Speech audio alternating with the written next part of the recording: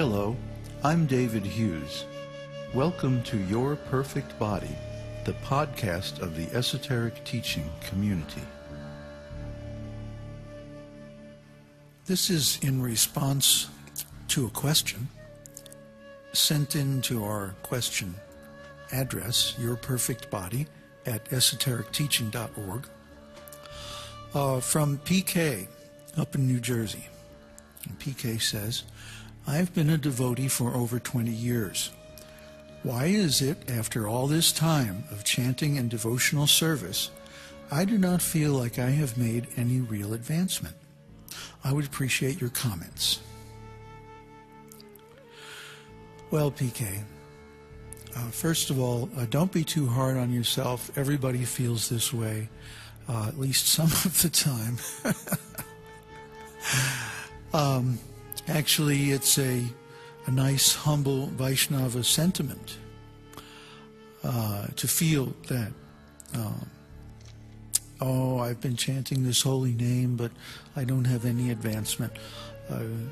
Chaitanya Mahaprabhu wrote in his Shikshastika, the 8 verses that are the only written instructions that we have from him.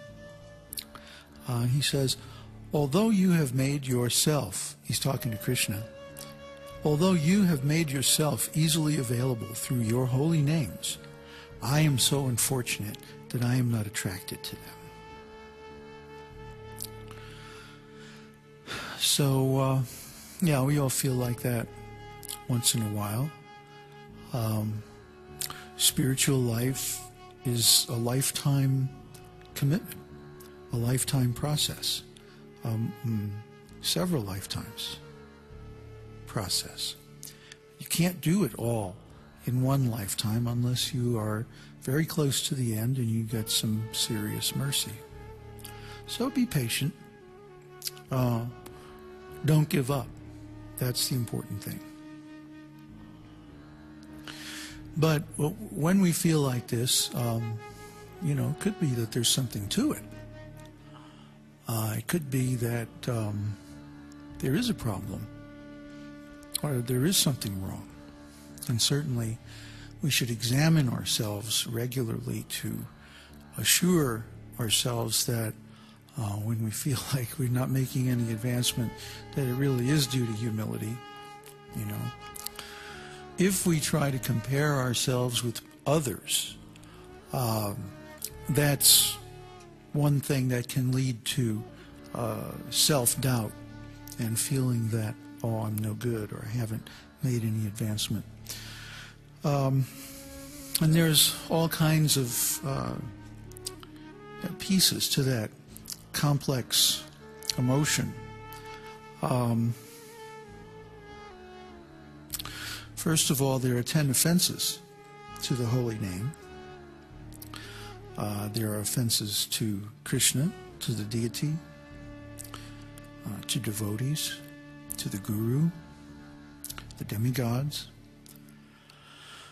and other living entities that can slow us down in the process of devotional service. And until these offenses are overcome, we may feel like we're stuck or that we're not making any advancement. That's one possible cause.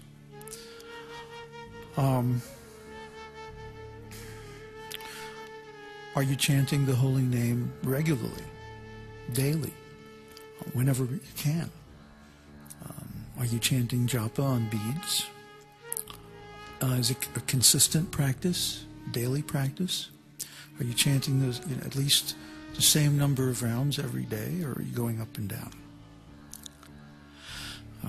It's recommended to try to chant a minimum of 16 rounds a day. It takes about an hour and a half to 2 hours, depending on how fast you chant. A round is one time around a set of japa beads, 108 mantras, and takes most people about 7 and 8 minutes, something like that. So one should chant with good concentration, because the root of all offenses to the holy name is distraction, not being fully concentrated on the holy name, but allowing other thoughts, other sense impressions, other activities to interfere with our chanting.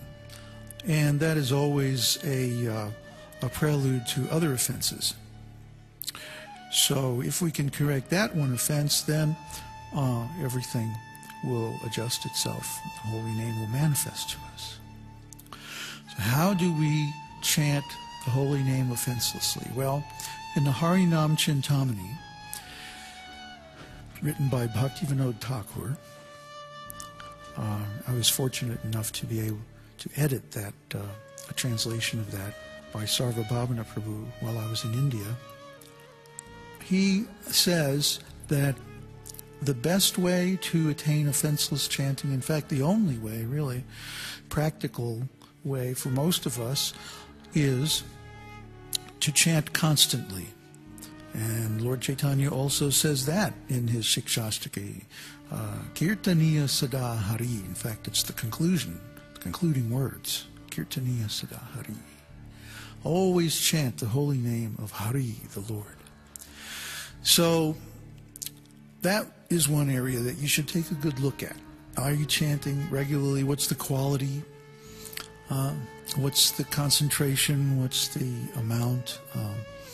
Are you getting distracted? Are you, are you in an argument with any other devotees? Are you in a condition of striving? Are you comparing yourself with others? Have you actually done something like hit or cheat or lied about or gossiped about another devotee? Well, if so, you need to correct that offense before its effect is going to be neutralized. The holy name is absolute and omnipotent, just like Krishna. So as soon as a person chants the holy name, even in jest, their graduation from material conditioned consciousness is assured. However, it may be delayed for some time. Why? Because there are offenses. So if you're finding things are going slow, you seem to be stuck, check yourself for offenses. Okay? And also be patient. It's not going to happen in a year or two. This lady is writing 20 years. Well, yeah, in 20 years you should be somewhere. Yeah. So the next area to look at is your relationship with your guru.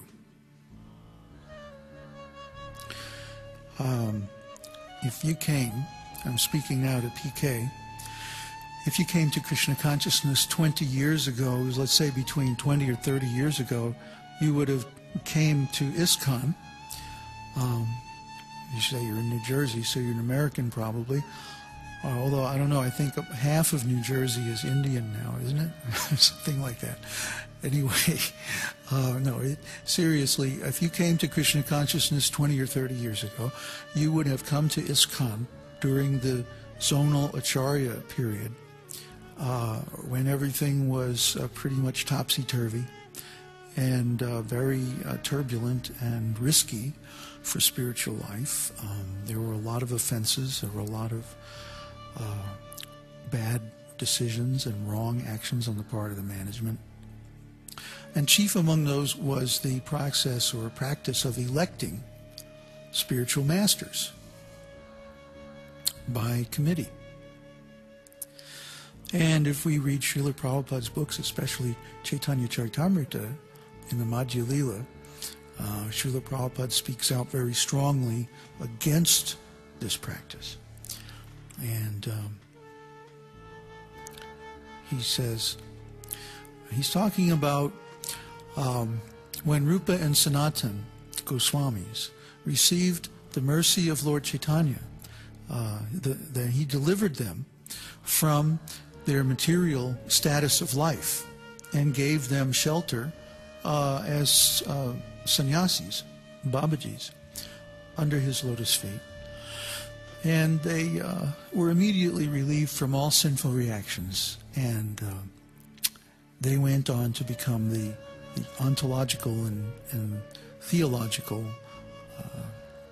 architects of the esoteric teaching in its present form. So when they received this mercy, all the Vaishnavas in Vrindavan became very happy, and they congratulated the brothers because they received the mercy of the Lord. So Srila Prabhupada writes, this behavior is indicative of real Vaishnavas. When they saw that Rupa and Sanatan were fortunate enough to receive the mercy of the Lord, they were so pleased that they all congratulated the two brothers. A jealous person in the dress of a Vaishnava